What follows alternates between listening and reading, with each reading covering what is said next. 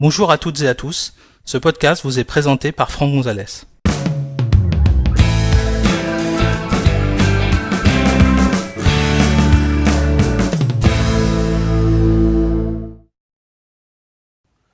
Dans cet épisode, nous allons découvrir comment installer une application qui ne provient ni de l'App Store, ni d'un développeur identifié.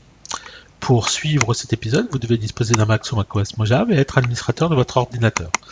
Sachez que cet épisode a été réalisé sur un iMac Intel Core i5 à 2,9 GHz et fonctionnant sous macOS Mojave version 10.14.4. Alors, vous savez que maintenant, depuis quelques versions de macOS, le système en fait vous empêche d'installer des applications qui ne sont ni en provenance de l'App Store, ni en provenance d'un développeur qui aura signé son application. Cette technologie qui vous permet de vous protéger en fait contre les logiciels malveillants s'appelle tout simplement Gatekeeper. Alors j'ai un exemple ici d'une application qui n'est ni en provenance de l'App Store ni d'un développeur identifié, et le résultat c'est que quand je vais double-cliquer sur l'application et que je vais vouloir l'installer, j'ai un message qui me dit que c'est impossible de lancer cette application parce que justement elle vient d'un développeur qui n'est pas identifié. D'accord ? Donc en preuve, on précise que mes préférences de sécurité ne permettent que l'installation d'applications de l'App Store et de développeurs identifiés. Donc il y a deux solutions pour contourner ce problème. Alors, je précise quand même une chose importante, à savoir qu'il vaut mieux faire confiance à votre système qui, lui, vous interdit d'installer des applications qu'il, lui, considère comme étant potentiellement dangereuses.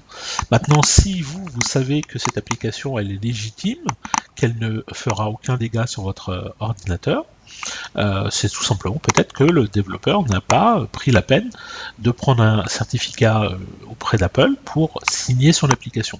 Donc ça ne signifie pas forcément que l'application est dangereuse, d'accord ?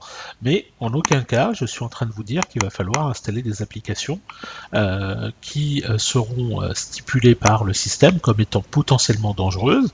Donc ça, c'est vous qui prenez vos responsabilités en acceptant ou pas d'installer l'application. Dans le doute, préférez toujours jeter l'application à la poubelle. Alors là, dans le cas qui nous intéresse, cette application, c'est une application qu'on utilise en formation pour démontrer justement cette technologie. Donc, pour contourner le problème, il y a deux solutions. La première, ça va consister à faire un clic droit, à faire ouvrir, plutôt que double-cliquer. Et là, vous voyez, j'ai exactement le même message que celui que j'avais il y a quelques secondes, si ce n'est que j'ai un bouton ouvrir qui apparaît pour me dire que finalement, je peux quand même passer outre le réglage de sécurité et ouvrir l'application. Donc ça, c'est une première solution. C'est celle que moi j'utilise quasi systématiquement parce que je suis un peu feignant.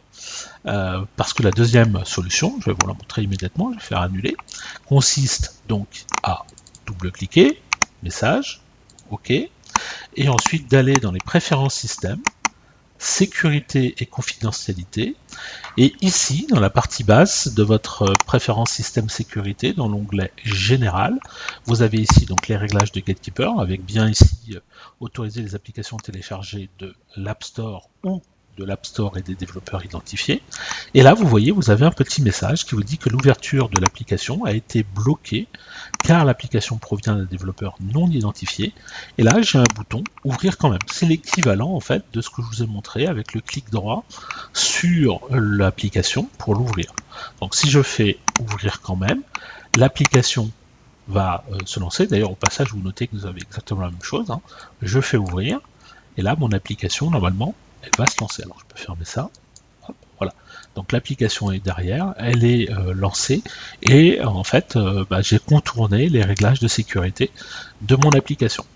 Donc, voilà comment on peut très rapidement, en fait, autoriser une application qui n'a pas été soit téléchargée depuis l'App Store, soit signée numériquement par un certificat développeur qu'on a pris auprès d'Apple, donc il faut un contrat développeur Apple, pour justement légitimer son application auprès du système.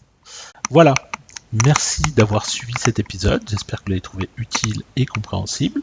Si vous souhaitez en connaître davantage sur l'utilisation de macOS ou d'iOS, merci de consulter notre site web à l'adresse www.agnesis.com et suivez les thèmes formation macOS Mojave ou formation iOS depuis la page d'accueil.